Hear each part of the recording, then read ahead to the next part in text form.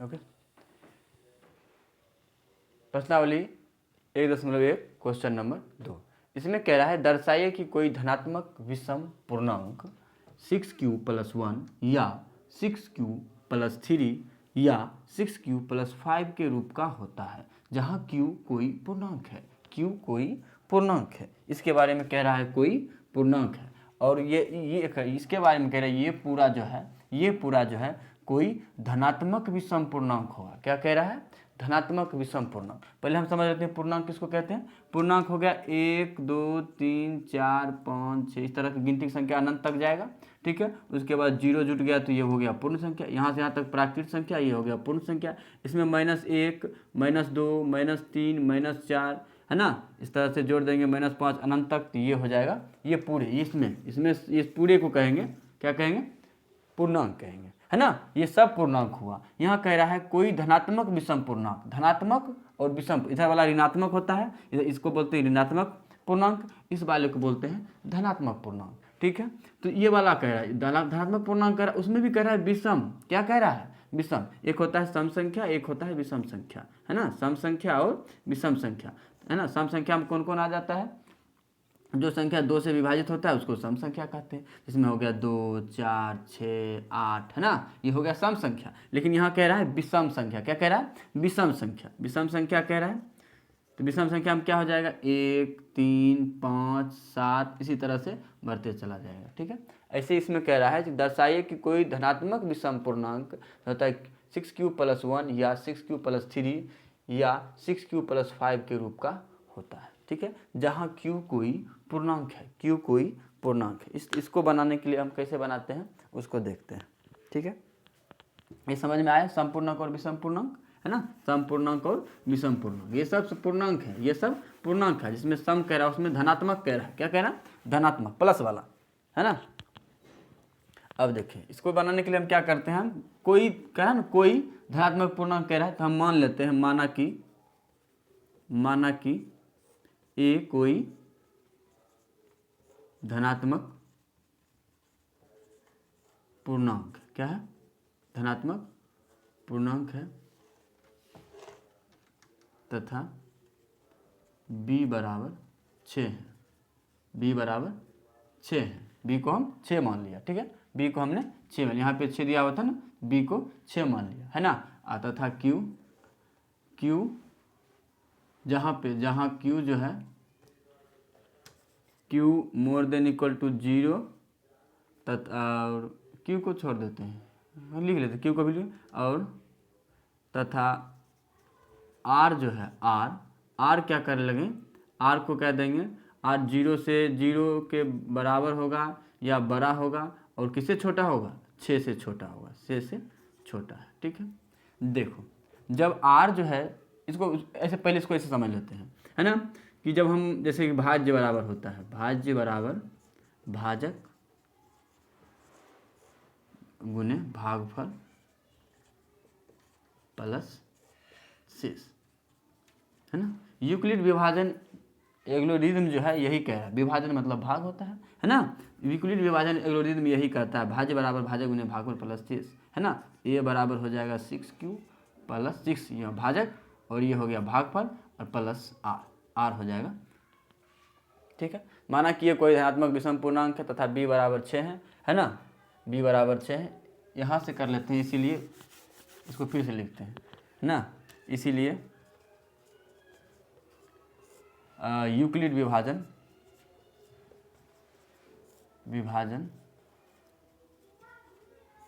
Algorithm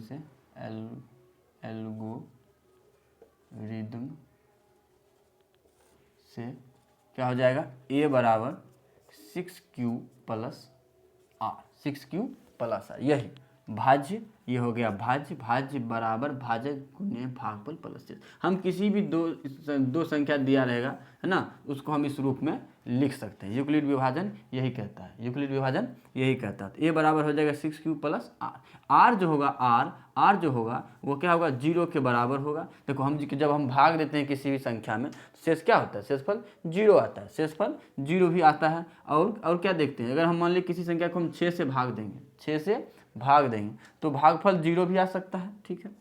उसके बाद शेष क्या क्या आएगा, शेष या तो 1 आएगा, 2 आएगा, 3 आएगा, 4 आएगा, 5 आएगा, 6 नहीं आएगा शेष। 6 आने का मतलब है वो 0 आना चाहिए। क्या होगा, 0 आने। इस तरह से शेषफल आएगा। किसी भी संख्या में हम जब भाग देंगे 6 से तो शेषफल यही सब आएगा। 0 आएगा, 1 आएगा, 2 आएगा, 3 आएगा, 4 आएगा, 5। वहीं पे हम यहाँ पे कह रहे हैं जो यहाँ पे होता है, जो जिसको हम भाजक कहते हैं, क्या कहते हैं, भाजक कहते हैं। तो शेष क्या हो जाएगा, r 0 के बराबर हो सकता है। r जो है इसी को शेष कहते हैं, है ना। r जो होगा 0 से बड़ा होगा या फिर बराबर होगा। 0 के बराबर होगा या से बड़ा होगा। छोटा किससे होगा, 6 से छोटा होगा। ठीक है, इतना तक समझ में आया।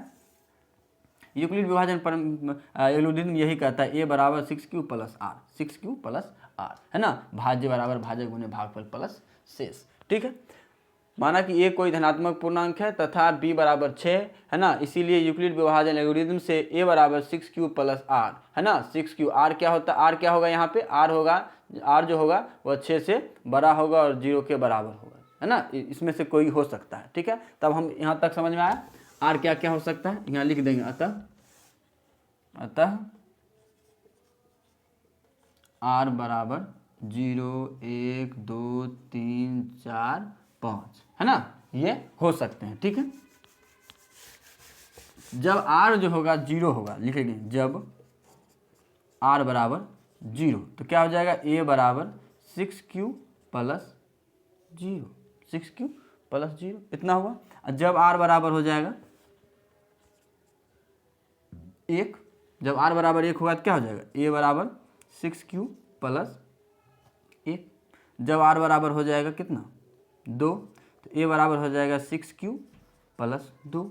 जब r मतलब जब शेष शून्य आएगा तो इतना हो जाएगा 6q प्लस 0। जब a 1 आएगा मतलब 1 आएगा, है ना, सॉरी, r जब 1 आएगा तो 6q प्लस r हो जाएगा।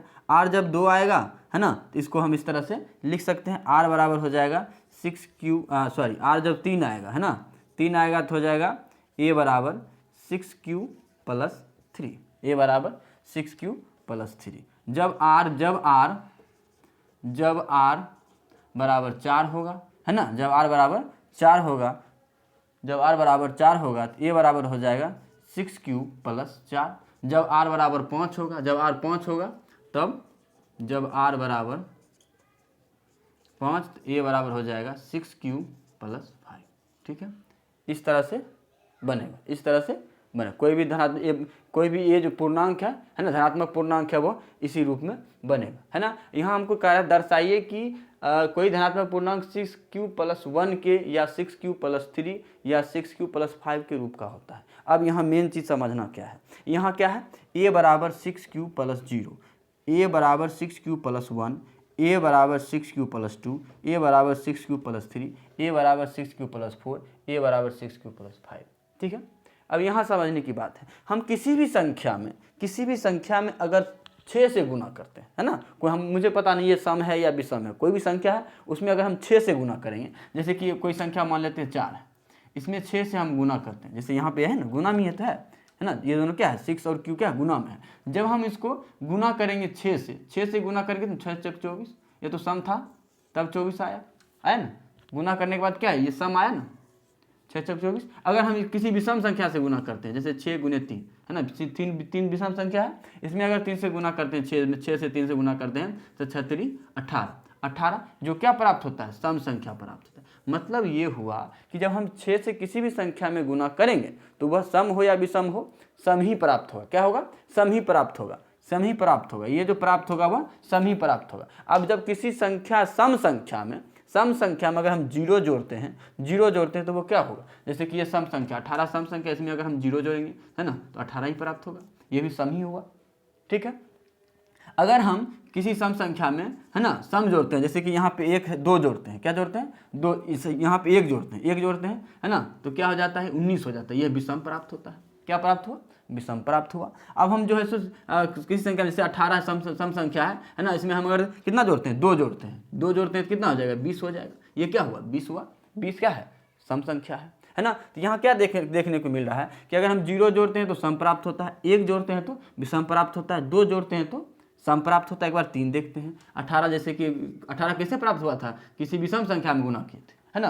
चाहे अगर हम सम संख्या में भी अगर जीरो जोड़ें, है ना, तो क्या होता है, अगर सम संख्या से गुना करते तो भी सम संख्या प्राप्त होता है, उसमें अगर हम जीरो जोड़ते हैं वो भी सम ही होगा, है ना। एक जोड़ेंगे तो भी सम होगा, दो जोड़ेंगे तो सम होगा, और तीन जोड़ेंगे तो विषम होगा। देखते हैं कैसे, तीन जोड़ते कितना हो, 21 हो गया, ये विषम हो गया, है ना। इसमें अगर चार जोड़ेंगे तो ये सम हो जाएगा, कितना हो जाएगा, 22, सम संख्या हुआ, है ना। पाँच जोड़ेंगे तो क्या हो जाएगा, ये 23, जो कि विषम संख्या है। हमने क्या देखा, जब हमने एक जोड़ा, है ना, जब एक जोड़ा तब विषम आया, जब दो जोड़ा दो जोड़ा तो सम आया, लेकिन जब हम तीन जोड़े, उसमें तीन जोड़े हैं, इसमें तीन जोड़े हैं तो यह विषम प्राप्त होगा, और पांच जोड़े हैं तो विषम प्राप्त होगा। ठीक है, तो हम कह सकते हैं अतः, है ना, कोई धनात्मक विषम पूर्णांक, कोई धनात्मक विषम पूर्णांक 6q प्लस 1, 6q प्लस 3 तथा 6q प्लस 5 के रूप का होता है। इसी में से कोई रूप का होगा, है ना। ऐसे करके हम इसको